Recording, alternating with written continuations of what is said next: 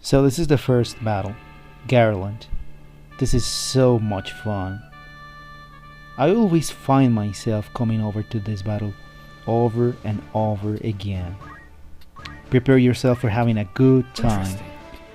The first thing you have to think about when doing a run like this is a concept that no one ever has talked to you about. Yes, of course. And this concept is the most important To new thing beginnings. that you are going to take in consideration every time you are fighting, turn, is and it? that is JP spillage.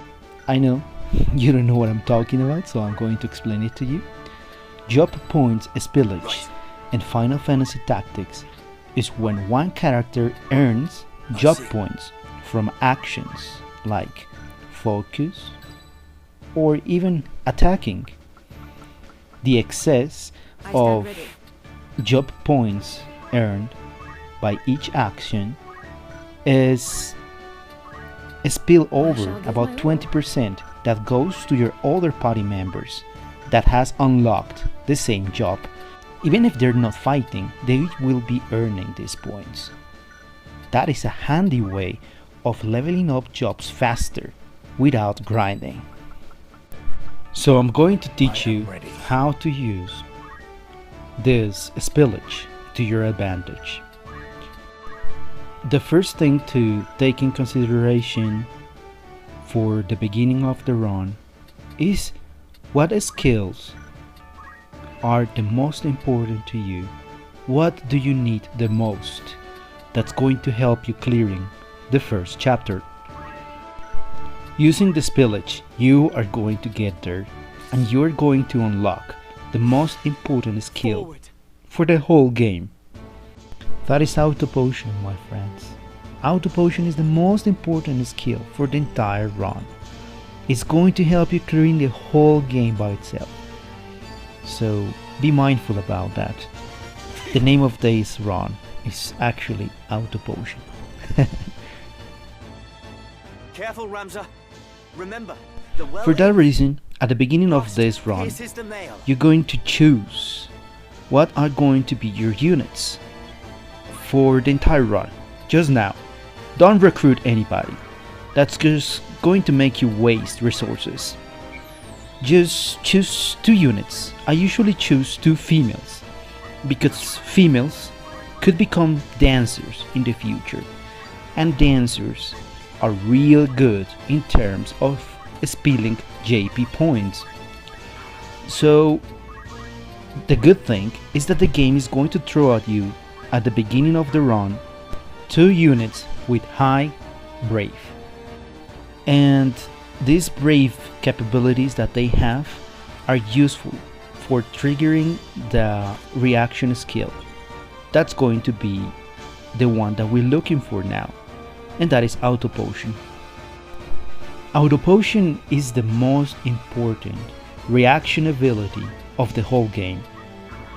Realistically, you're not gonna get it right now in the first battle. It takes time for being unlocked. It needs 400 JP points. So go ahead and work on it on the first battle.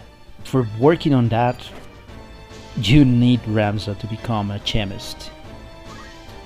And the other 2 units that you're gonna keep for the entire run. So both of them need to become chemists as well. In that way, each time Ramza and one of those 2 units you chose take an action, they are going to spill over chemist JP points to the rest of the team. 20% only. But be careful, Ramza is going to be a chemist.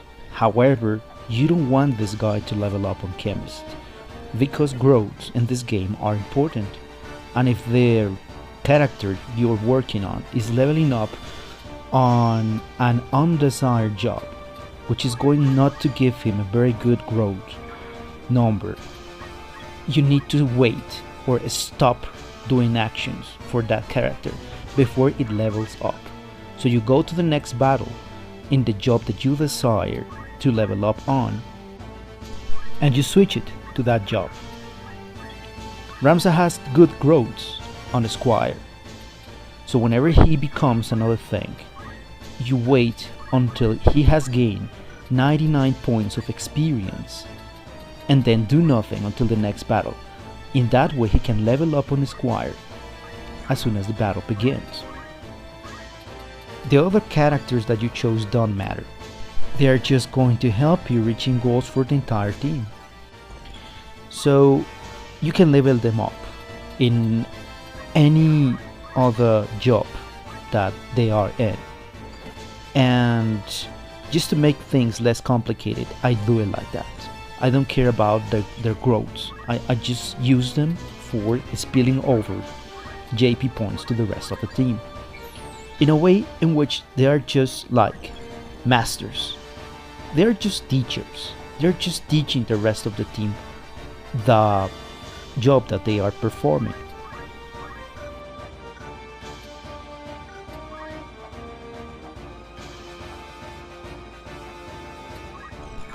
Alright, so having that in consideration, the JP points spillage, I am going to go to the next thing.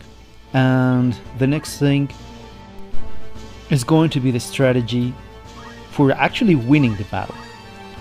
This is an easy battle, you can't lose. But you might actually have issues if they kill one of the characters you're using for getting the numbers you need. So you have to be careful and not letting anyone die. The hardest part of this battle is the thing is that you're not gonna have many potions. They're gonna give you like 4 or 5 potions and that's it. You have to work it out yourself with that amount of health. If you're choosing, as I'm telling you to do, only chemist for fighting this battle, or mostly chemist, you're gonna have a hard time because chemists are not very healthy. They do not have the same amount of AHP that an Squire has. So from the very beginning you have to start thinking tactically.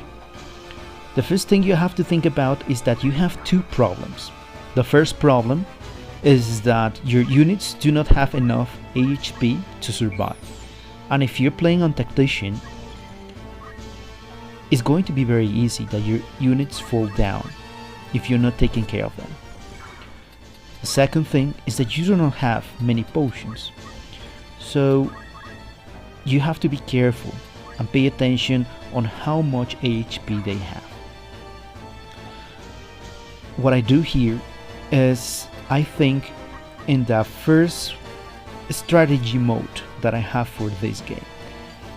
The first strategy mode that I have for this game is having a front line and a back line. It's very basic tactics. So think about it. What does it mean to have a front line and a back line? It means that if you have a front line, your enemy shouldn't be able to pass through that line and fight the units that are on the back line. That's the main thing that you gotta think about when working on front lines and back lines. That your front line is something your enemy cannot pass through.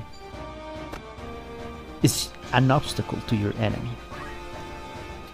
In that mode, you are just going to pay attention to each one of your units and find any weaknesses that your line has and patch them. In that sense, just take care of the line and find out who's having low health and heal him. As I mentioned before, you actually don't have many potions here, so the game is throwing at you a hint of how to get your units healthy and how to keep going. Ramza has Chant, and Chant he's going to use because he's not a frontliner. Even though he could be a frontliner, he's a support unit, and he's going to be working left and right, chanting all around for helping your units and just allowing your line to be healthy. So do not allow any of your units to die. That's pretty important here, because one unit that is dead is a unit that is not learning from a spillage or is not performing and teaching a spillage.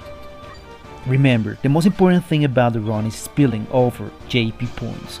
So a unit that is dead is not doing anything and is making you waste resources. Do not allow any of your allies to die, and if you do, just go ahead and reset the whole thing and start all over again until you reach a point where you learn how to strategize around this kind of things. I oftentimes attack my own units so we can get more JP points before the battle ends.